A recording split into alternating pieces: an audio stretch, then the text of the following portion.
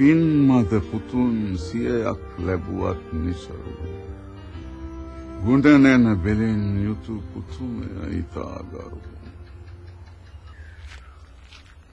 අදත් අපිට ලියුන්නේ නැහැ. ඔන්න ලියුම්කාරය ඇවිත් ගියා. මට ඇහුණා. මං දැක්කා. එයා ගෙදරට නම් හැමදාම ලියුම්. අදත් තිබුණා. අපිට තමයි ඉති. හැමදාම හැම ගෙදරටම ලියුම් තියෙන්නේ නෑ මිනිහෝ. ඉතින් මහත්තයාමනේ කියන්නේ මට ලියුම්කාරයනකොට ඉස්සරහට දුවගෙන යන්නයි කියලා.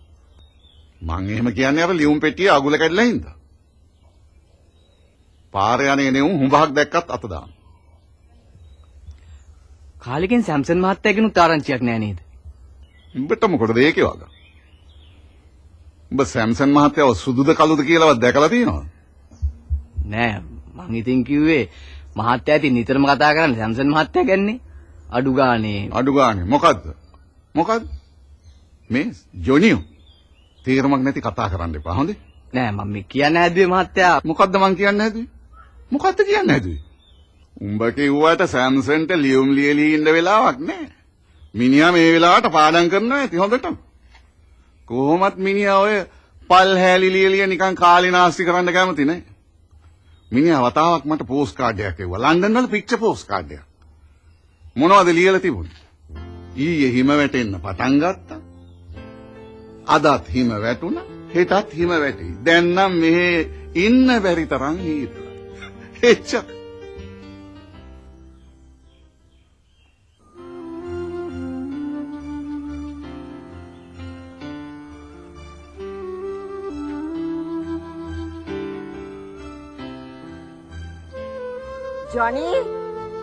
Johnny?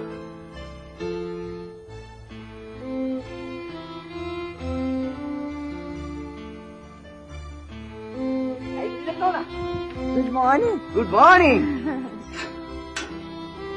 අනේ ජොනි මේ අතුරු කරලා තියාගන්න. අපේ ඩොලිට මේ එක්ස්ට්‍රා කී එක අමතක වෙලා දාලා ගිහිල්ලා. එයා දවල්ට එනවා කිව්වා. අද යට ඔෆිස් එකේ නෙට් බෝල් ප්‍රැක්ටිසස්ලු. කො මහත්තයා? ගේ ඉන්නේ. මොනවද කරන්නේ එක්සර්සයිස් කරනවද? මොන එක්සර්සයිස් නෝන අපේ මහත්තයාට? ඊයේ ඇවිදින්න ගිහලා වැඩිපුර කිලෝමීටර් කාලක් ඇවිදලා ගෙදර ආවේ වාත තෙල් කාලකුත් අරගෙන.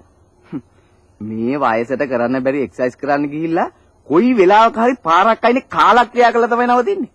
එහෙම කියන්නේ එපා ජොනි. බලන්න ඕනේ මම මෙල්බන් වල ඉන්නකොට මාත් එක්ක ඇවිදින්න ගියේ අවුරුදු 80 90 ග්‍රෑන්ඩ් මාලා. බලන්න ඕනේ ඒගොල්ලන්ගේ ලස්සන ලංකාවේ මොඩලර්ස්ලා පරාදයි. Good morning Bridget. කොහෙද මේ උදෙන්ම? Good morning Mr. Rajsingh. අපි දැන් ඔයාගෙන තමයි කතා කරුවේ. Long life. මම මේ බොරැල්ලට දුවලා එන්න කියලා. Electricity bills දෙකක් එක පාටම ඇවිල්ලා. These electricity people are really killing us. කියලා වැඩක් නෑ බ්‍රිජට්, කියලා වැඩක් නෑ. But what to do? මම මේ බ්‍රිජට්ට කියන්නම කියලා හිතාගෙන හිටියේ ඔය බිල් ගැන කියද්දී මතක් වුණේ. අර බ්‍රිජට් කියපු වැඩේ මං කෙරුවා. ඇත්තද? පත්තරේ දැම්මද? ඔව් මේ ඉරිදා පත්තරේ වැටේ. ඉංග්‍රීසි එකේ දැම්මේ. ඒක හොඳයි. එතකොට වැදගත් මිනිස්සුන් එන්නේ. ඒ මිනිස්සුන්ට එතකොට තේනවා අපිත් වැදගත් කියලා. මම යන්නම් මිස්ටර් රාජසිංහ. මම මේ අතර දිලා යන්නයි ආවේ. Bye. Bye. Bye, Johnny. Bye.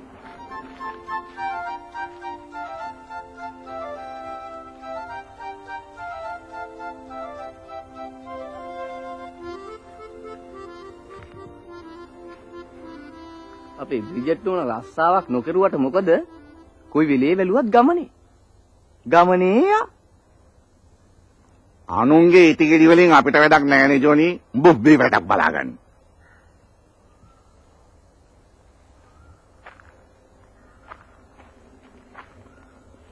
හැබැයි උඹ කිව්වත් වගේ බ්‍රිජට් නෝන කොහේ හරි යනවා.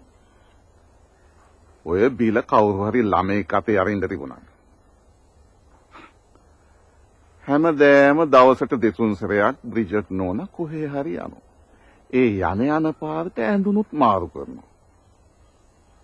දැන් අද යන්නේ යතුරත් බාර දීලා. හවස් වෙනකල් මේ එන්නේ නැහැලුද? මං අහන්න ගියේ නෑ. මොනවට දනුන්ගේ ටිකෙදි කියලා හිතුවා. බේ මේ පඬිත කන්නතෝ ගිහිලා ගේට්ටුව ආපන්. මේක හායි ගාලා ඇරලා තියෙනකොට මිනිස්සු හිතයි මේක අම්බලමක් කියලා. ඕකයි මොනවා වහන්නද මහත්තයා? ඕක හරියට තුන් තේරවිල්ලක් වගේනේ. වහන්න ඇරෙන ගේට්ටුව.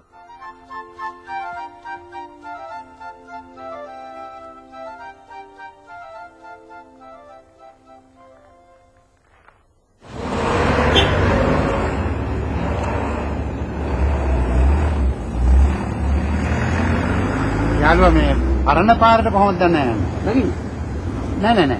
මට ඕනේ මේ පාරට යන විදිය දැනගන්න. ඉතින් නගින්නේ? නෑ. මට මේක යන්න ඕනේ මට ඕනේ මේ පරණ පාරට යන්නේ කොහොමද කියලා අහගන්න. නම්බරේ දන්නවද? නම දන්නවද? නම නම් දන්නේ නෑ. නම්බරේ නම් 124න් 2. 124න් 2 නේ. මං කියන්නේ. ඔය පාර දිගටම ඔව්. බෝට් වල ගියා නම් නම්බරේ හම්බ වෙයි. කොහොමද යාළුවා? මේ කාලේ පාරක් කැවුවත් ගානක් කපන්න තරම් ජීවනයේදම නැගලානේ. එහෙම නොකලට බොහොම ස්තුතියි එන්න.